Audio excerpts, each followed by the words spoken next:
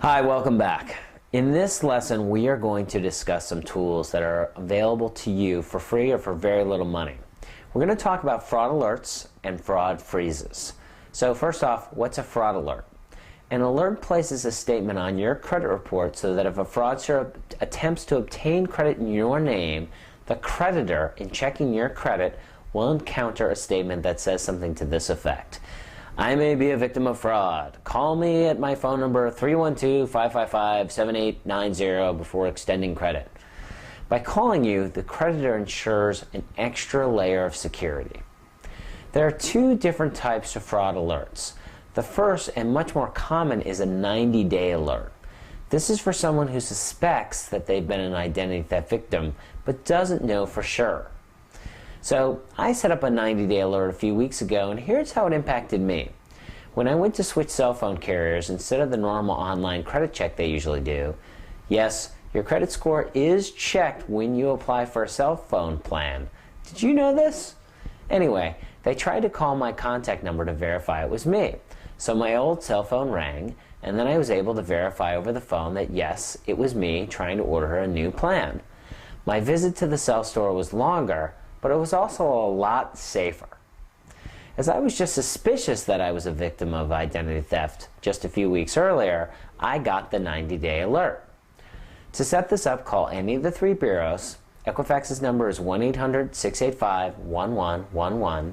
Select option 4 and option 4 again, and you're in the automated system. Or you can go to Equifax.com. The second type of fraud alert is a 7-year alert, and this is for people who must prove to the credit bureaus that they were victims of ID theft by providing documentation by the credit card companies or financial institutions. A good idea if you've been a victim. Finally, there's something called a fraud freeze, which is available by law or on a volunteer basis by the bureaus in all 50 states and Puerto Rico. So what is this? A security freeze means that your credit file can't be shared with potential creditors or insurance companies. It can help prevent identity theft since most businesses will not open credit accounts without checking your credit history first. Once your account is frozen, credit cannot be granted until you unfreeze it. So remember my cell phone story a moment ago?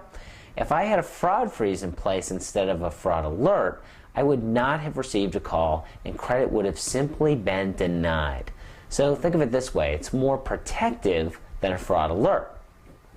Identity theft victims can list for free in most states, but non-victim consumers will pay $10 per bureau to set it up and $10 each time they need to unfreeze it. In most cases, you have to send your request by certified mail. Click the link under resources to find out more specifics within your state. If you are past the credit needing age and you're not likely to need credit for anything, you may want to do a credit freeze. Okay, this isn't right for most of us, but it may be right for your parents, your aunt, your uncle. The elderly are common targets of identity theft as they often have great credit scores and aren't checking accounts as frequently. Fraud alerts and fraud freezes are not 100% fail-safe, as some creditors can and will issue credit without pulling a credit report. But they are effective as most financial institutions use credit checking to protect themselves, and that, in the end, protects you better. So let's recap. There are three types of protective measures: the 90-day alert, the 7-year alert, and the fraud freeze.